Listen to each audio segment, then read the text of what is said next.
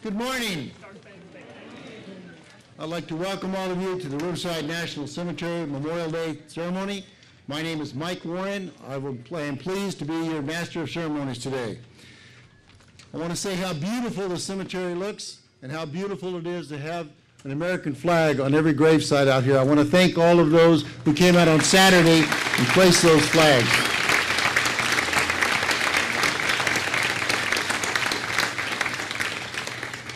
At this time, I'm going to ask the Memorial Honor Detail Team number 17 from Hemet High School, Air Force Junior ROTCs to present the colors. Color Guard, present the colors. Please rise.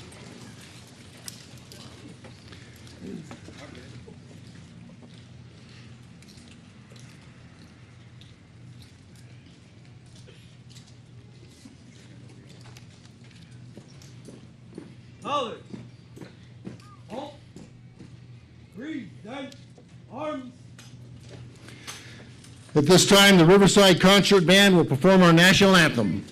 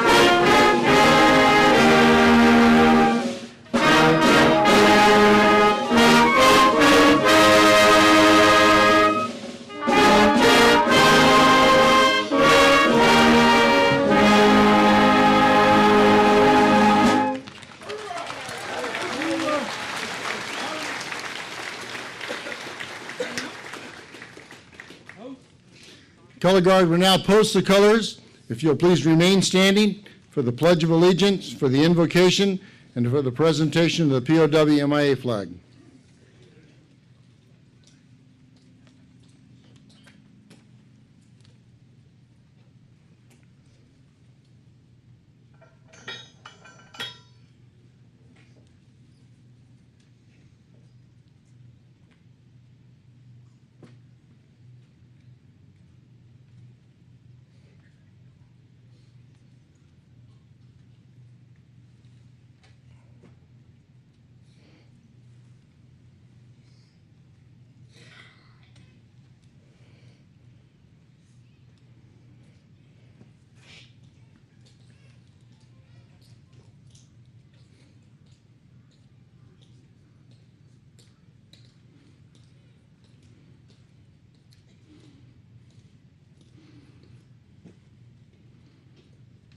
Color Guard, you may retire.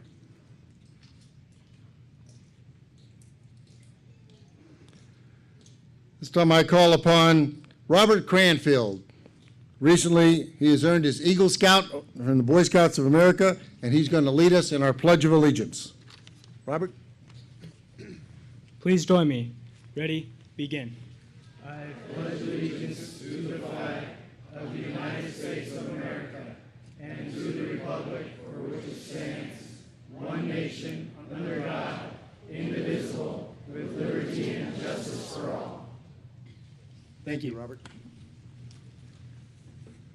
Our invocation this morning is given by Colonel Don Forden, United States Army retired, currently serves as the chaplain at the Jerry Pettis Memorial VA Hospital in Loma Linda.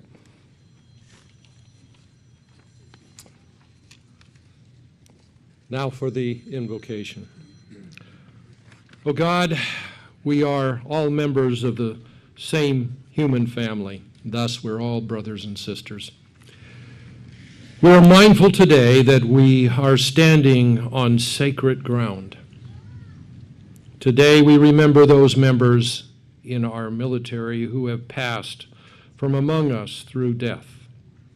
They have given us equality, respect, and the right to justice as American citizens.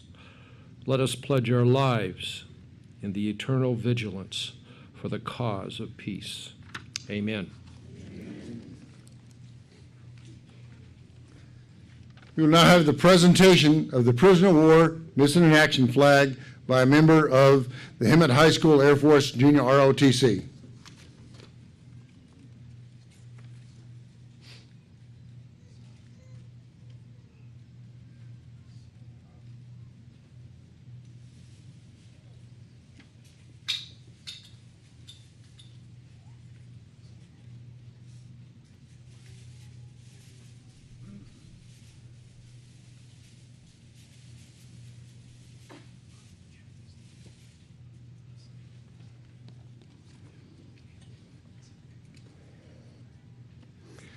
You may now take your seats. Thank you.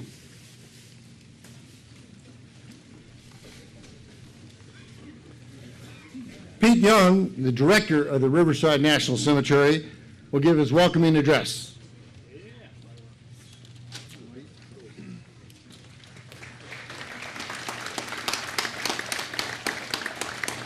Good morning. As a director of this great cemetery, it is my honor to welcome you to the 39th observance of Memorial Day at Riverside National Cemetery. I want to welcome those of you who are here today for the first time, and for the many of you who come back year after year, can't thank you enough for your continued support. In 2009, Riverside National Cemetery began a tradition called the Roll Call Project.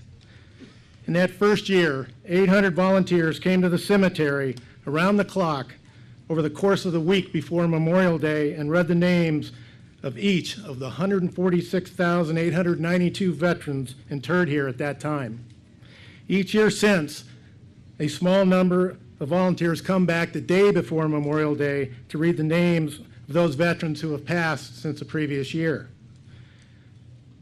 Here to read the final 10 names of this year's roll call, please welcome Madison Williams, and this is her 8th consecutive year doing this.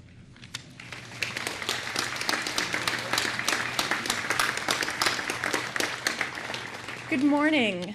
So I would like to dedicate my reading today to my grandpa, Chuck Young, who served in Korea, and my great-grandfather, Ned Smith, who served in World War II. Private First Class George Kukula, U.S. Army. Machinist Mate Second Class David Jennett, U.S. Navy. Lieutenant Colonel James Smock, U.S. Army. Private First Class Levi Poston, U.S. Army. Specialist 4 Leandro Villanueva, U.S. Army. Lance Corporal Richard Aceves, U.S. Marine Corps. Sergeant Kenneth Barnett, U.S. Air Force. Sergeant First Class Daniel Deloge, U.S. Army. Master Sergeant Oscar Gran, U.S. Air Force. Specialist 5 David Buchanan, U.S. Army. Thank you.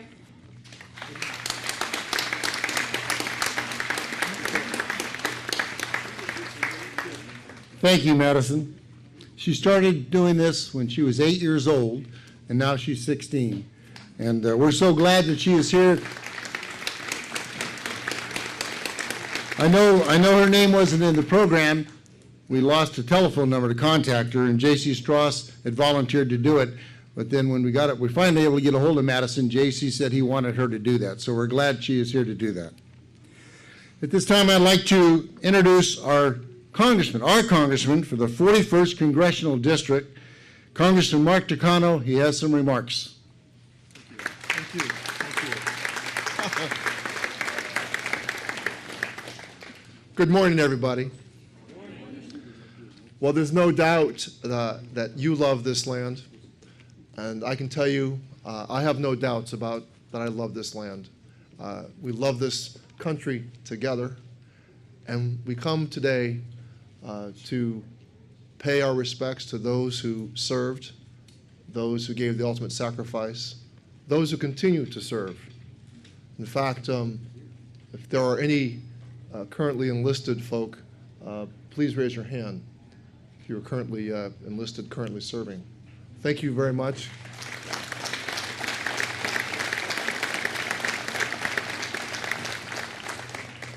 May God keep you safe. And yes, thank you. I don't have much more to say on this day. I mean, the graves and the flags indicate that this cemetery has already been consecrated with the blood and the sacrifice of those who are here. So let me just end with these simple words. God bless all of you, and God bless the United States of America.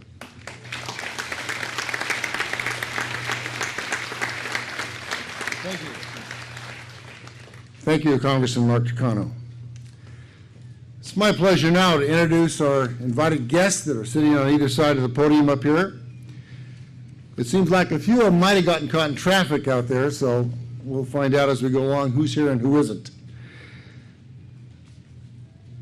Our congressman we just heard from the 41st Congressional District, Congressman Mark Tucano.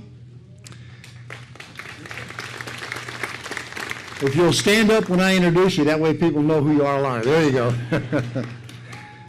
And representing the 452nd Air Mobility Wing right over here at March Field is the commander, Brigadier General Russell Muncie, accompanied by his wife Angela.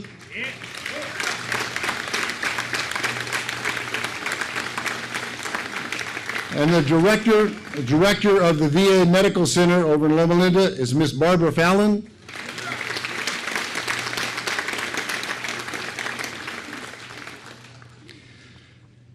Our chaplain for today, Colonel Don Thornton, accompanied by his wife Donna. The mayor of Riverside, Rusty Bailey.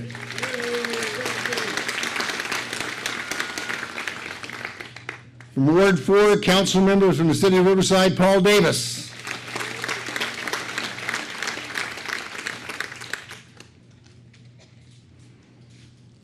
And let's see.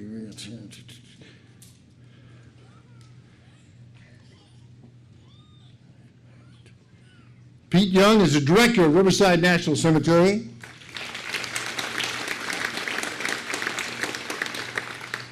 Madison Williams, who we just heard give our final 10 roll call. Our youth speaker today, Janae Anekwe.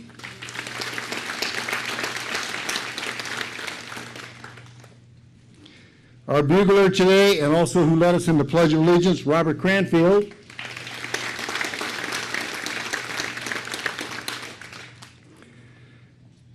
Mr. Grant Ghosh, the director of the Riverside County Department of Veterans Affairs.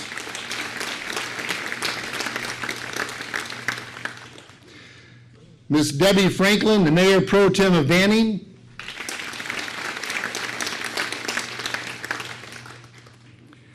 Representing the Society of Military Widows, Chapter 13, is the president, Etta Brown.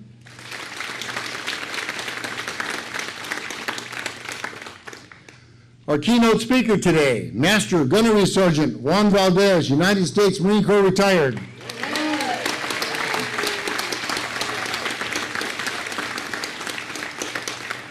And he is accompanied by his spouse, Shirley.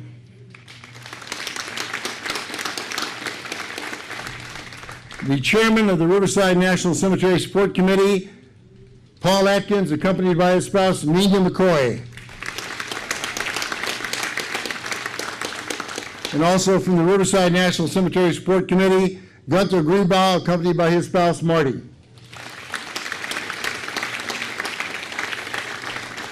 The Assistant Director of the Riverside National Cemetery, Mr. Paul LaGrange.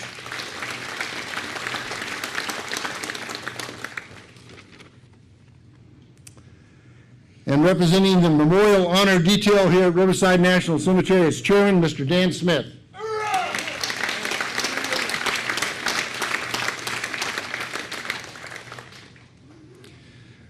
I'd like to thank all of those invited guests for attending here today. This time we're going to have our youth speaker, Janae Anekwe. She's in 9th grade. She's from Yorba Linda High School.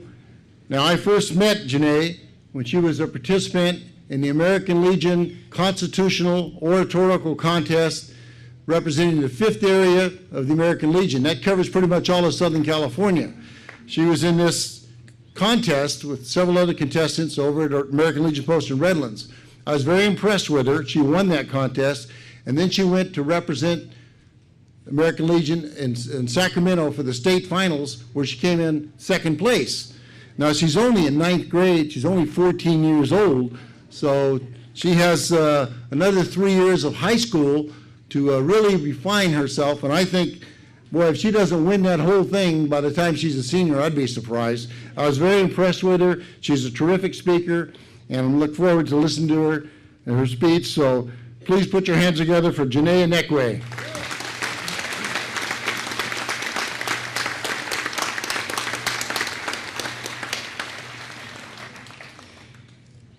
An empty wasteland with guns and military tanks, where bullets fly and the shouting of fallen soldiers is all that can be heard.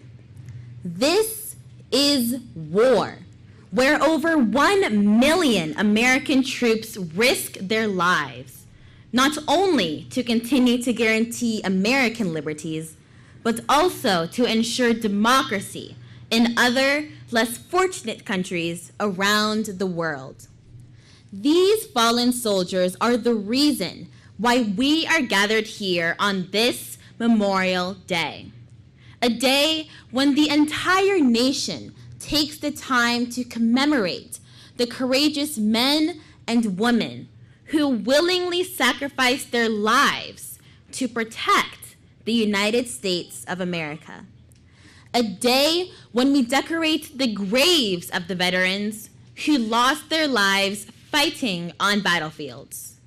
Today is the day when we honor their ultimate sacrifice. Since the American Revolutionary War of 1775, when brave men successfully fought for the freedom of this nation from Britain, the United States has lost so many heroes who gave their lives to grant us the freedom that we enjoy today as American citizens. America has celebrated Memorial Day since the end of the Civil War in 1861. This holiday, formerly called Decoration Day, was born out of America's desire to honor all its warriors.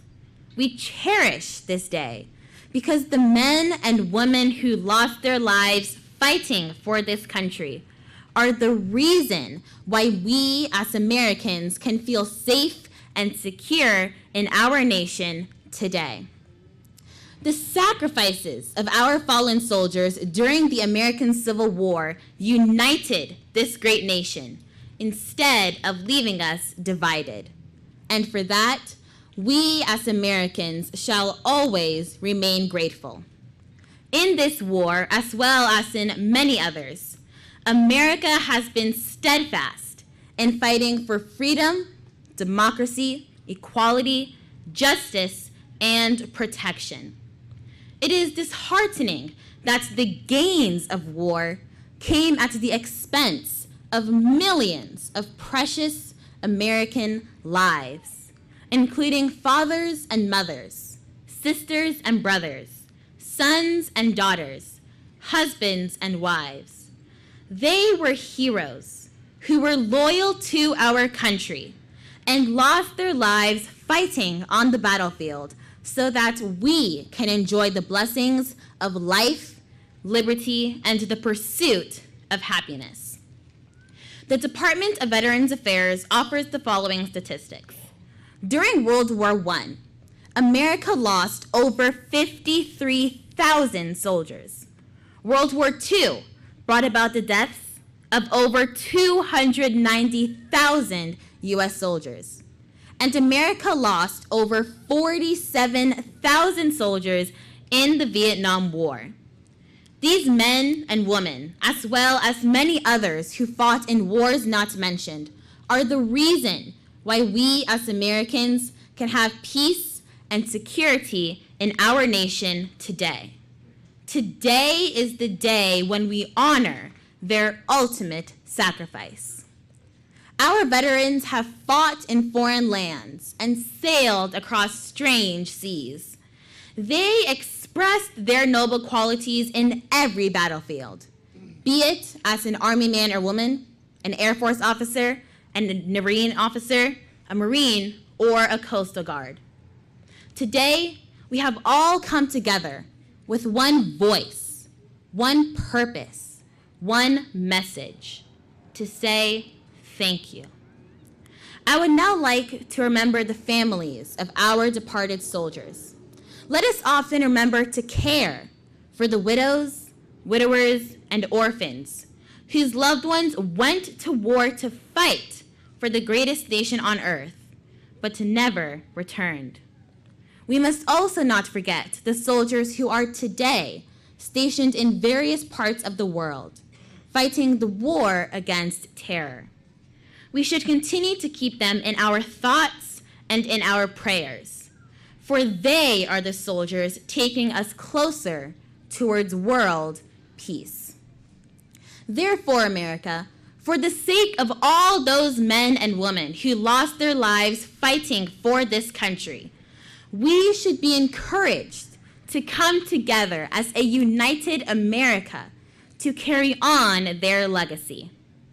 We should also continue to urge our government to do more to make sure that no veteran is left homeless, unemployed, or without proper medical care, because they are the brave men and women who fought to protect this sovereign state and have granted us the peace and security that we as Americans enjoy today.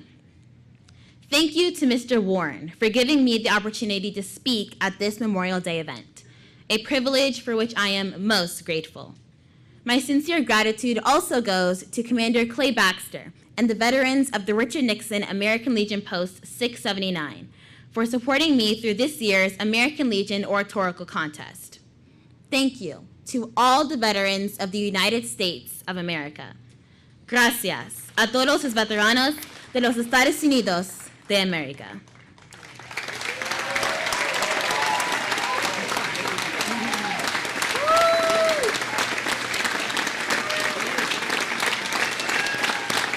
Good job, good job.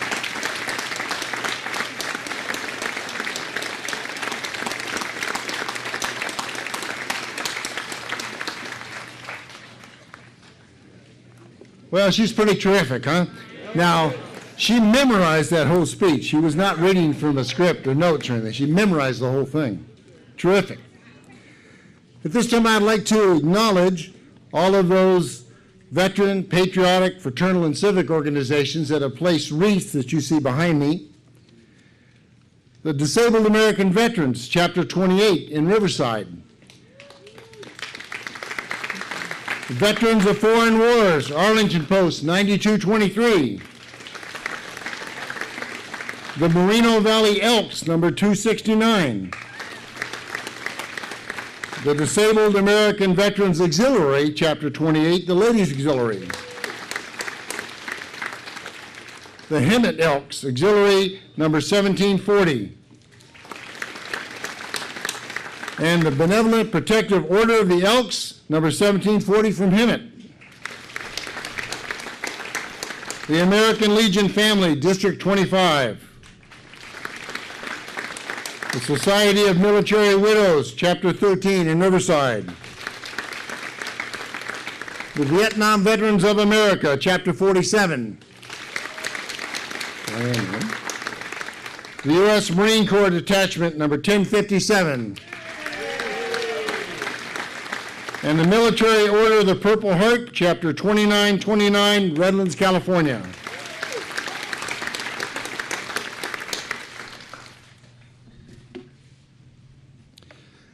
Now comes one of my favorite parts of the program.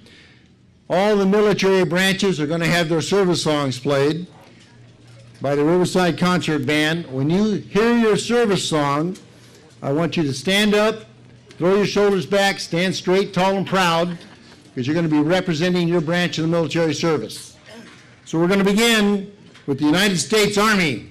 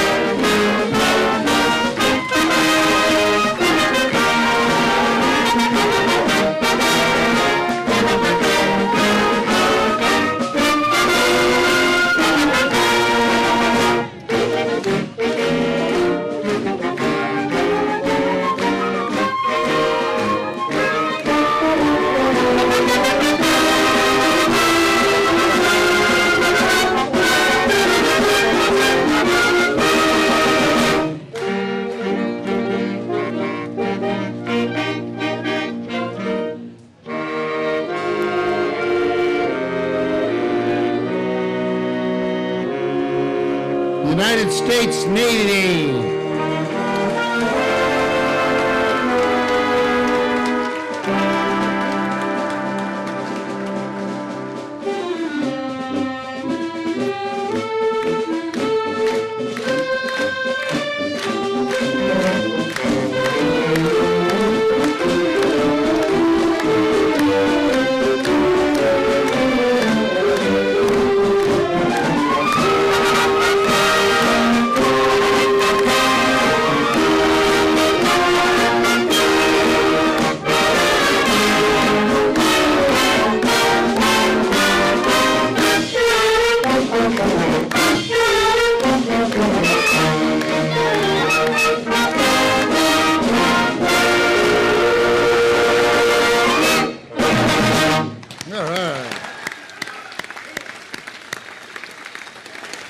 Thank you to the Riverside Concert Band. Thank you.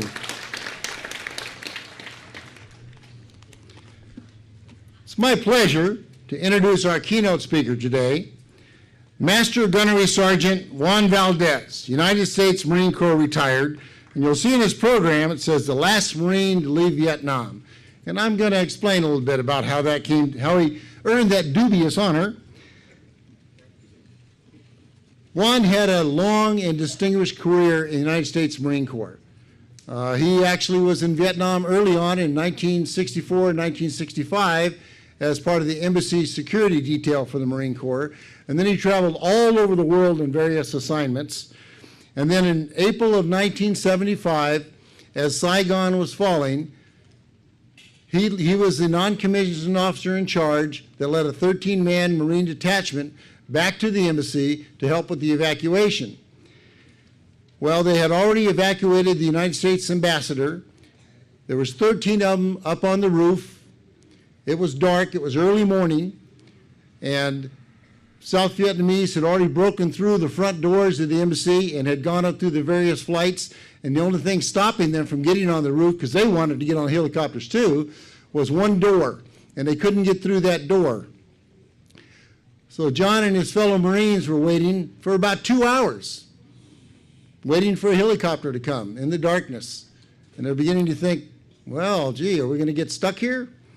And then in the distance came a Marine CH-46 helicopter. It's a twin rotor job. And it came and it sat down on the roof, and they all jumped in. John was the last one on. He's on the ramp. The ramp wasn't quite all the way up yet on the back of the helicopter. Well, they were told to throw a smoke grenade out to cover their exit because people were shooting at them. Well, the smoke grenade accidentally went off inside the helicopter, which is not a good thing. And the pilot who had started to lift off became disorientated because of that, and he set the helicopter back down on the roof, probably 3 or 4 foot drop. And John was on the back ramp, and he started to fall out. And he grabbed hold of the end of the ramp with his hands as his feet were dangling on the roof. And the helicopter started lifting off again, and people looked around, where's John? And they could see his fingers on the edge of the ramp. So they grabbed him and pulled him in the helicopter. So officially, his were the last boots to leave the roof of the U.S. Embassy.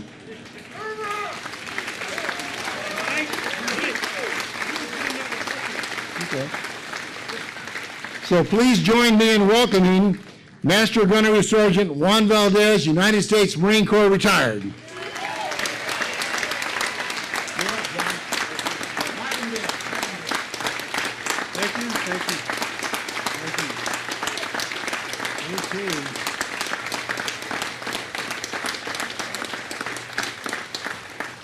Well, thank you for that introduction, Mike. Good morning, and thank you for your presence. I am honored to share this few minutes with you. If I appear nervous, that's because I am. But I do believe in prayer, I believe in God, and I believe in Jesus Christ. And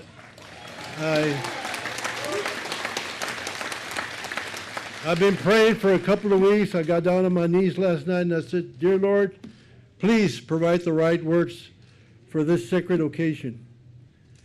When Sergeant Major Gunther approached me about a month ago, he said he wanted me to speak. And I said, no. No. I said, I'm not a guest speaker. I will not do that. But he was persistent.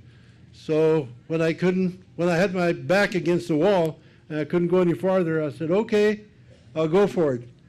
So I've been working on my speech, turning it around, taking words off, putting the words back on.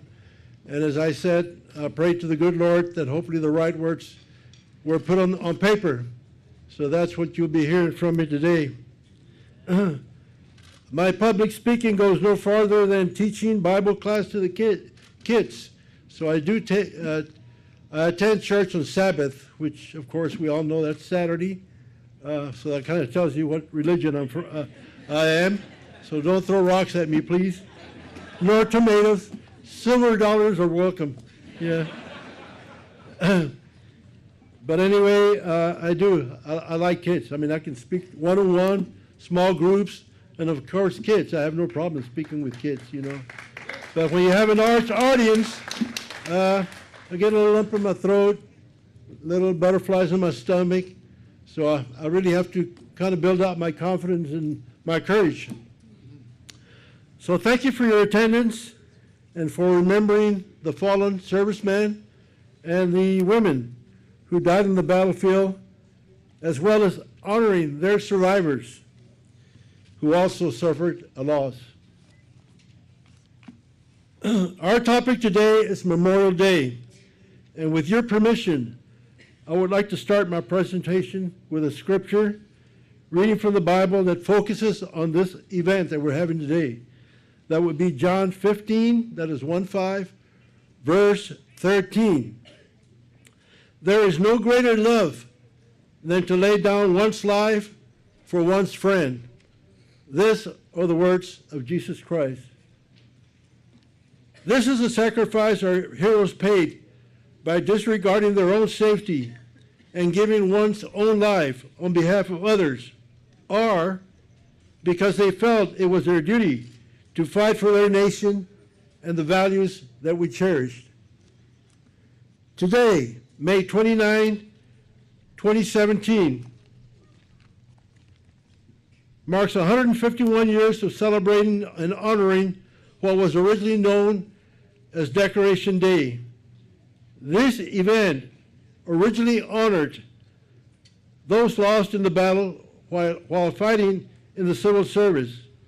But during World War I, the U.S. found itself embroiled in another major conflict, and the holiday evolved to commemorate American military personnel who died serving in uniform in all wars. So in 1968, the title Memorial Day took effect. America has been fortunate not to have had a war on its soil since the Civil War. September 11, 2001, however, was a tragedy that befell our nation. Opposing forces in the air attacked the World Trade Center and the Pentagon. There were heroes aboard those 4 aircraft that were hijacked by Al-Qaeda, who stormed the cockpit and overpowered the hijackers before everyone perished. Honest citizens, perhaps some military, died because of the twisted views of those who used a noble religion to try to mask their will to power. Today, we must also celebrate the lives of the innocent fallen who were lost in a struggle dedicated to the eternal truth of freedom and the human spirit. The events of September 11 remind us that the forces of freedom and those of evil are locked in a new type of struggle, terrorism. One fact is crystal clear: our enemies want us dead. The Riverside National Cemetery, like many others in the nation and abroad, has a field of heroes. If ever we need evidence of what a war hero is, take a moment to stroll the grounds after this event and read the inscriptions or wording in stone or marble. There are also monuments and memorial walls in our capital with lasting evidence of reminders of heroes. What is a hero in uniform? The following words apply to the realities of war. Men and women who face the issues of war and possible death, and then weigh those concerns against obligations to their fighting comrades or to their countries, resolved to rely upon themselves alone. And when the moment came, they were minded to resist and suffer. Rather than to run and save their lives, they ran away from the words dishonor. But on the battlefield, their feet stood fast, and in an instant, at the height of their fortune, they passed away from the scene. It is not how they died that made them heroes. It is how they lived. It has been said that war is hell, and that is certainly true of all wars or hostile conflicts that America has been involved. Military personnel are killed in battle and maimed physically and mentally and go through immense pain, sometimes long after. Vietnam has been out of my mind, but the invitation to speak at this event has brought back memories, and they're not good ones. I recently attended a special event preview of an upcoming documentary. The film is titled The Vietnam War. It is 18 hours long and will view on KPBS channel commencing September 17 this month at 8 o'clock in the evening. It will be shown as a series. I have viewed a good number of documentary films, read books, and seen Hollywood movies on Vietnam. And personally, I have labeled the Vietnam War the war that will not go away.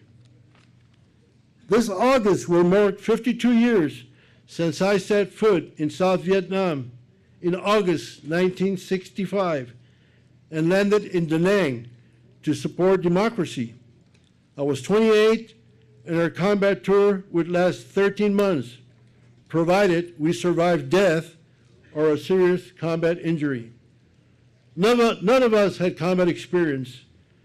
America slowly began to send military advisors to South Vietnam to train the Vietnamese army. However, in 1965, the U.S. made the fateful decision to send combat troops to Vietnam and entered into a full-scale combat role. That year, our assault amphibian vehicles entered the scene. We supported the infantry in their seek and destroy operations and gained valuable combat experience in how the enemy fought. By the end of our tours, we felt like combat veterans. Being in the silence of the jungle, trying to repair a broken track and not knowing if one is going to be ambushed is damn scary. The same applies to being awakened at night to a mortar or rocket attack or a firefight. I learned that when exposed to war, there is no absence of fear if one dies or not. At times, I try to hide the tears running down my face when someone fell on the field of battle. I found myself talking to God. Keep us safe, O God. We come to you for refuge. He answered my prayers, and I rotated stateside unharmed in September 1966. This past April, the 42nd anniversary of the fall of Saigon, I was selected for embassy duty with the Department of State in December 1972. The normal tour was 36 months, 18 months at one post and 18 months in another post. My first assignment was Budapest, Hungary, and my second was Saigon, capital of the Republic of South Vietnam. I can assure you, South Vietnam was not one of my choices. September 1974, the month I arrived, is one of 6 months of monsoon season, and pouring rain would welcome me back to Vietnam. If only in my mind I recollected my 13-month experience in 1965. However, Saigon was a large urban city. It wasn't a village, and it certainly wasn't a jungle. The Vietnam ceasefire agreement, signed in Paris, had brought an end to the Vietnam War, so we thought. The last combat troops had left on March 1973. The only U.S. military troops remaining were the 84 Marine Security Guards and DAO personnel. I never gave thought that the South would collapse 8 months after my arrival and prevented me from completing an 18-month embassy tour. Marines are the only ones that have that privilege of embassy duty. By March 10, 1975, the NVA, which is North Vietnamese Army, the NVA broke the Paris Peace Agreement and launched a massive invasion into South Vietnam and quickly captured territory, and cities. By the middle of April 1975, Saigon was surrounded by about 8 or 10 NVA divisions. And on April 25th, the NVA started their final assault on the city. The ambassador ordered that Marine Guards be sent to Tan Son Nhut Airport to provide perimeter security. He was not aware that air evacuation was already taking place. The remaining Marine Guards, including myself, stayed at the embassy to control the crowds.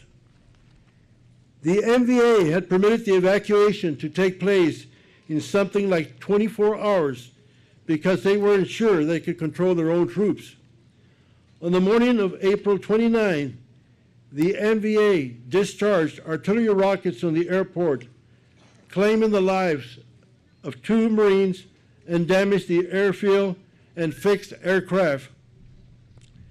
The air evacuation, coordinated by DAO General Smith up to this point, and without the knowledge of the ambassador, came to a halt, and Operation Frequent Wind went into effect, and the largest helicopter evacuation made history.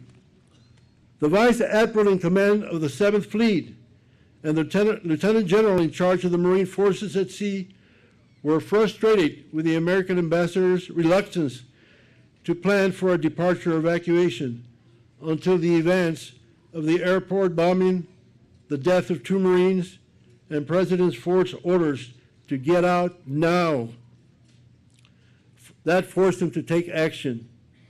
Total chaos is to blame for Lance Corporal Judge and Corporal McMahon staying behind and their remains not recovered until the following year, February 22, 1976. Their proper military funerals took place on March 6, 1976. Through efforts of Senator Edward Kennedy, working through diplomatic channels, his representatives were given permission by the new government of a reunited Vietnam to claim the remains of the 2 members of our detachment and the last 2 Americans killed in action during the Vietnam War.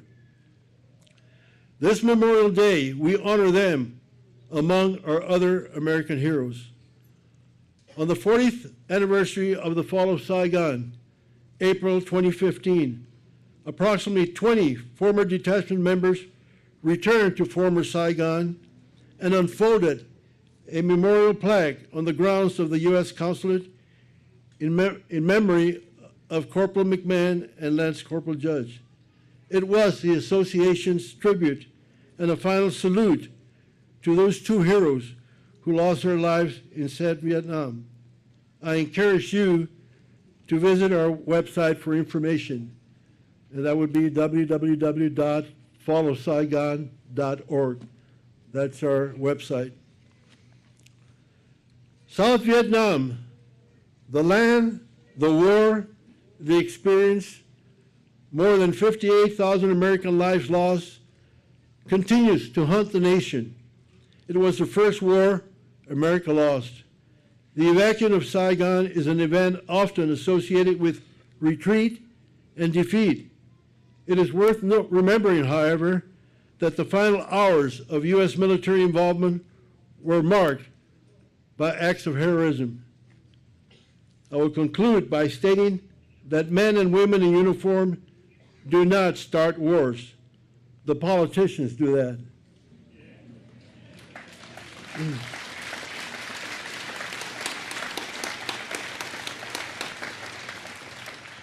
The military then is called upon to resolve the problem and end it with victory.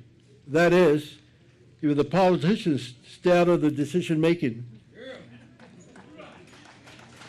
I sense that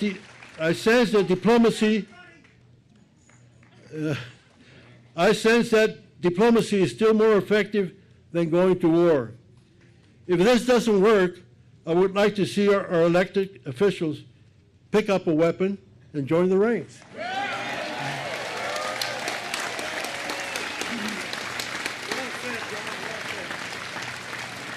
Thank you. As I complete my presentation, I want to say that it's been a pleasure and an honor to talk with you.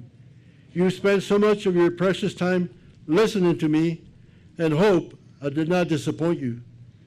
Thank you for the privilege of your time. And may Almighty God and His precious Son, Jesus Christ, bless you and your loved ones and get you safely to your destination. May God bless our troops in harm's way. Bless their families that stay behind and wait. And bless this grand nation we call America.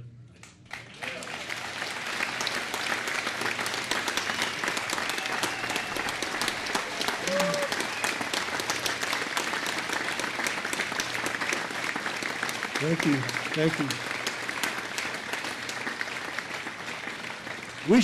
We shall continue to honor and pay tribute to the real heroes simply by recognizing and remembering on this day their contributions, achievements, sacrifices, and the resolve to keep America strong and free. Thank you, and may God bless you.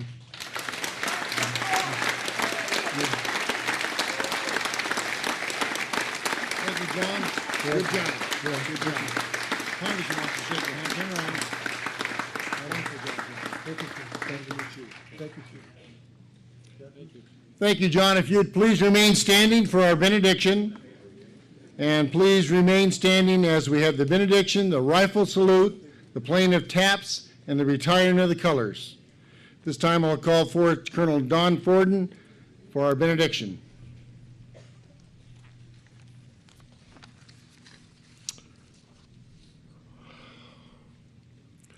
O God, you have many faces in mankind. They're not always pretty, they're not always clean, or they don't all smell beautiful with a beautiful scent. But help us, Father, to see your face in all mankind that we encounter in our daily life. Dismiss us now as we remember those veterans who have gone before us. Amen. Amen. Thank you, Don. Our rifle salute will begin by the California Army National Guard that performs memorial honors out here at Riverside National Cemetery. Firing party, fire 3 volleys.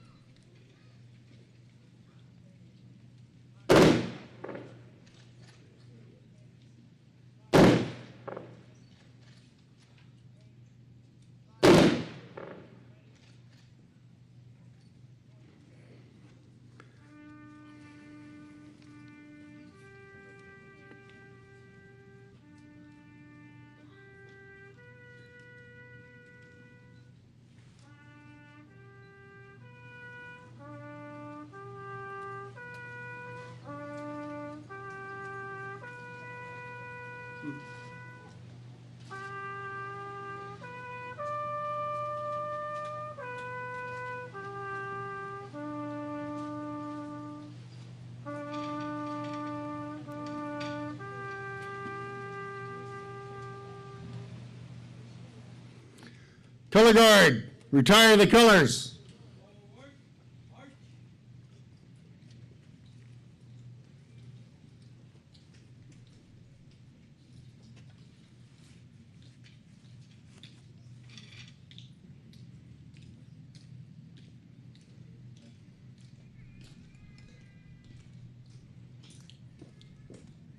Colors.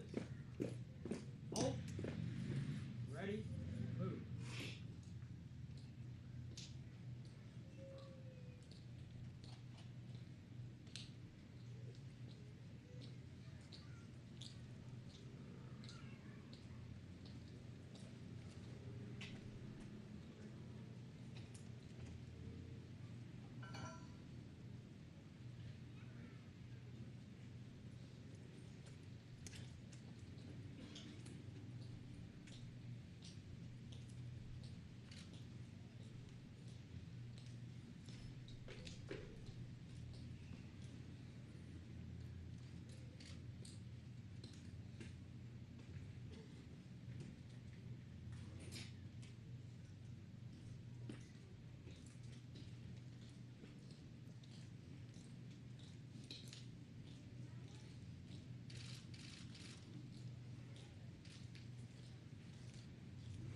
You may take your seats.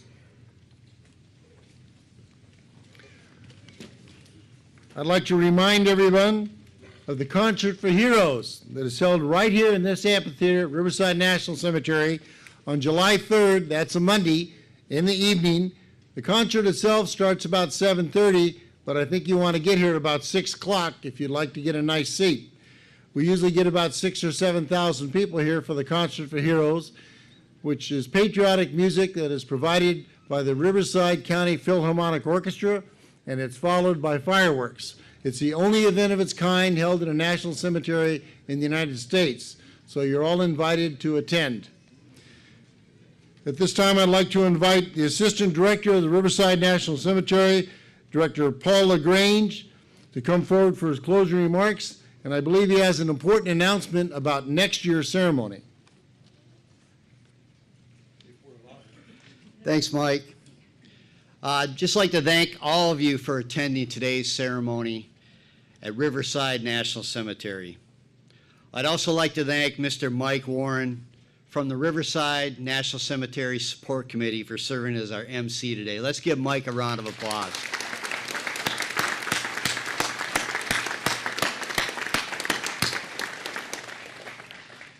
In closing, I have a couple announcements. As Mike mentioned, just want to reiterate the Concert for Heroes on the evening of Monday, July 3rd, so please save that date. As Mike mentioned, the concert starts at 7:30. And last, what Mike mentioned about for next year, because of some traffic concerns that we have here at the cemetery on Memorial Day, we're going to move the start time for next year's Memorial Day ceremony program to 12 o'clock. So just make a note of that for next year. And again, I just want a special thanks to the staff of Riverside National Cemetery for making this event happen and all the preparations that they put in to making this event happen.